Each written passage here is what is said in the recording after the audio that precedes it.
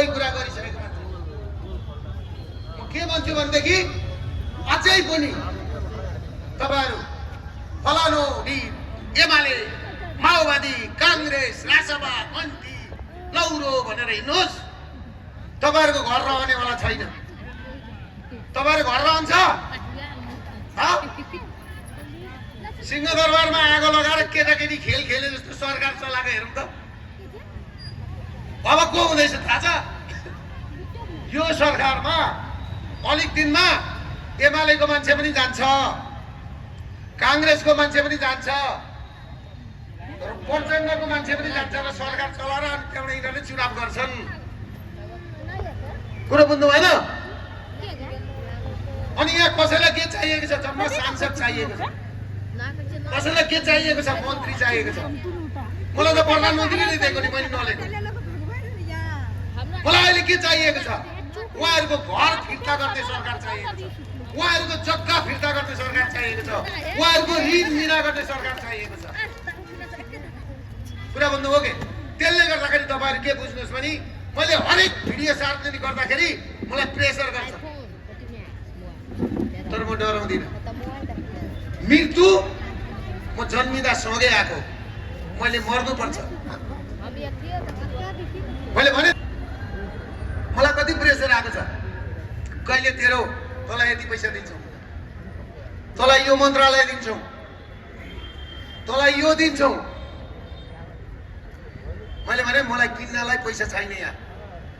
आँसु सहितको माया थाप्ने हिँडेको मान्छे म झुक्क्याउने ढाट्न आएको होइन झुक्क्याउने ढाट्ने भए पार्टी खोलेर आउने थिएँ पार्टी खोलौँला नि तपाईँहरूको घर फिर्ता भएपछि पार्टी खोलौँला मैले पार्टी खोलेपछि नि मैले भोट माग्न जानै पर्दैन आफै भोट माग्न आउँछ भोट दिन आउँछ मलाई एउटा सांसद चाहिएको होइन नि हेर्नुहोस् त लडाइँमाथि हेर्नु भयो नि तपाईँहरूले हेर्नु भएन भनेपछि कत्रो योजनामा सिंहदरबार डढाएको रहेछ तर यिनीहरूलाई थाहा थिएन यो ग्यासेट यसरी ल्याउँछ यो जम्मै प्रमाण यसरी ल्याउँछ दुर्गा प्रसाद यसरी आगो भएर निस्किन्छ भनेर गाह्रो छ बालेन्द्र रविलाई अब गाह्रो छ यहाँ फेक आइडी चलाएर अनि गाली गर्ने तपाईहरुले हामीलाई गाली गरेको हुन्छ कि गुगलमा हेर्नुपर्छ फेक हुन्छ अनि नक्कली काम गर्ने म रवि लामी छानेजीलाई के भन्छु भने तपाई सुध्रिनुहोस् 5 वटा सहकारीको पैसा मकै पोलेर राखेको सागका मुठा बेचेर राखेको बुढेसकालको सहारा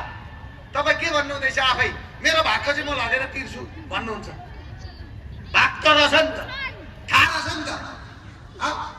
मैले बेच्नु पनि कस्तो बेच्नु बनाएको रहेछ त मान्छे एउटाको मात्रै तिर्नु भयो अरूको पनि तिर्नु पर्यो भनेपछि सहकारीको पैसा खाने आज 700 भन्दा अरूलाई बेछुट कानुन एउटै हैन सबैलाई होइन मलाई अझ कुरा केही थाहा छैन कि मकै बेचेको पैसाले अर्काको मकै बेचेर बुढेसकालको सहारा राखेको पैसा 2 रुपैयाँ र 4 रुपैयाँ धुला परेका नोट लगेर जम्मा गरेको खाइदिएको घोरचुर चढेर हिँड्ने मेरो आफ्नो प्रपर्टी राखेर प्रोजेक्ट चलाएको छु प्रोजेक्टले पैसा तिर्दैछ मेडिकल कलेज अनि मैले सहकारीको पैसा त खाएको छैन नि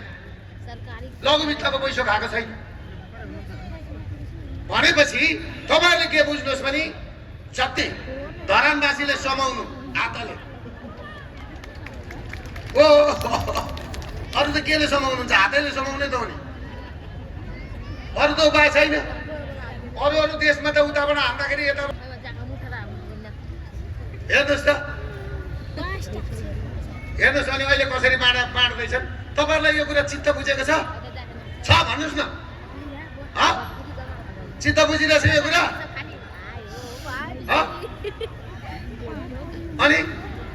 अनि म सत्य बोल्ने मान्छेलाई मलाई तपाईहरु माफिया भन्नुहुन्छ अनि तपाईहरुले दुःख नपाए कसले पाउँछ कसले पाउने अब उहाँहरु आएपछि फोटो खिच्न कुदिहाल्नुहुन्छ मैले देखाइदिएको थिएँ बालेनका दारी भित्रका राज भनेर पहिलोचोटि भिडियो सार्वजनिक मैले गरिदिएको होइन त्यो भिडियो अझै सार्वजनिक गरेर एकपल्ट थ्याङ्क यू बालेन भनेको भाइ त्यो अझै बुझ्नुहोस् तपाईँहरू हिँडेको छ जे पनि आफ्नो छोरीको राजनीतिको लागि आफू त सकियो बुझ्नुभयो के कुरो यति अपराधी मान्छे हो यो मैले माओवादी एमाले किन छोडे भन्ने कुरो छ नि यो भित्र अहिले पनि यति मेरो हातमा मुलुक आस त कसरी बन्दो रहेछ यसरी खाएर हिँड्न पाउँछन् हेर्नु यो गरिबको आँखाबाट आज अघि एकजना महिला रोगो हेर्नुहोस् त त्यो आमा रोगो अब हाम्रो फेरि हाम्रो चलनमा के छ बाहुन छेत्रीको त्यो यो स्थिति किन हुँदैछ त्यसले गर्दाखेरि म तपाईँहरू सबैजनालाई के भन्छु भने अब अहिले हाम्रो चुनाव होइन मेरो भनाइ के हो ब्ल्याकलिस्ट हटाइदेऊ 20 लाखदेखि मुनिको ऋण मिना गर्ने प्रोसेसमा जाऊ लघु वित्त र सहकारीका मान्छेहरू घरमा नजाउँ केही खोजेको भने चेलीबेटी हो